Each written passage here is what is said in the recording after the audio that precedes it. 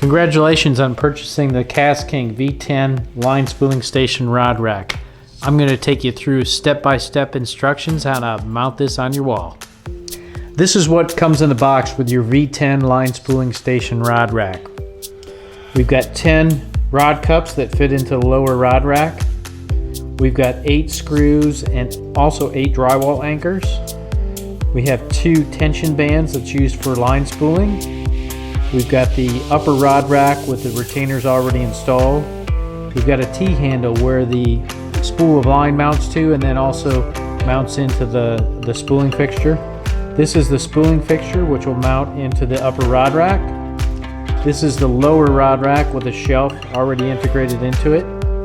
And then finally we've got the shaft over here. The shaft is used to mount spools of line onto your upper rod rack.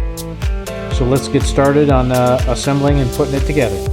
So the first thing you want to do is install the lower rod rack. This is the lower rod rack. I'm just using the screws directly into plywood, but if you are mounting to drywall, you'll want to use the drywall anchors and drill some holes first, then put the screws in. So you want to start by putting one side in. I'm going to start on the left side, and you go ahead and tighten it down, but not all the way. You want to be able to rotate this a little bit, so leave it free so we can get it level. Then you want to place the level in here and adjust it until your rod rack is level, and then unscrew the screw on the other side.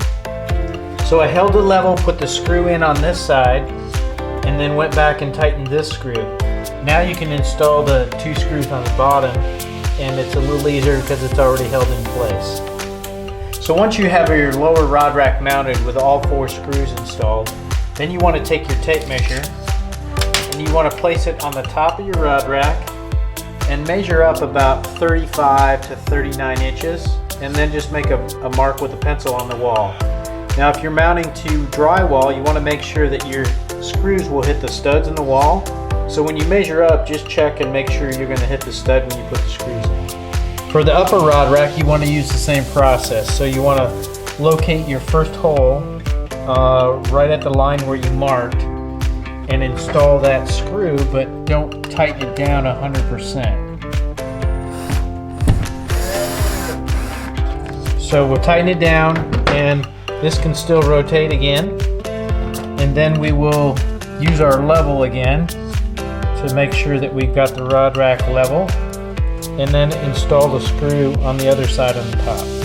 So now we have this screw over here installed, and we can go back and tighten the screw over here, and you can see we got it nice and level, and then we can install the screws underneath, one over here and one over here.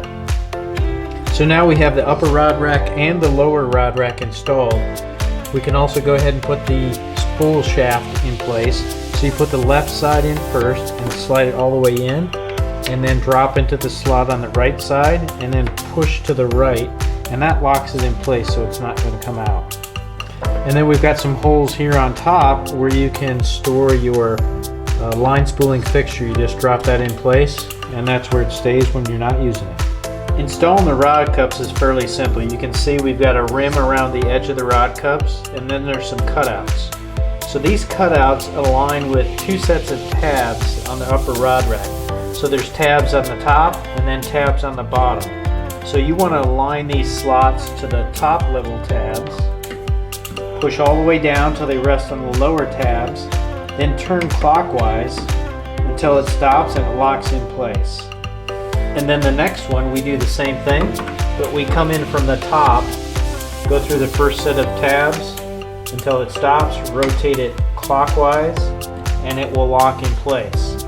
And then you want to repeat this for all the cups in the lower rod rack, and then we can load up our rod rack. Now that we've got all the rod cups installed, you can see what the rod rack looks like when it's completely mounted on your wall.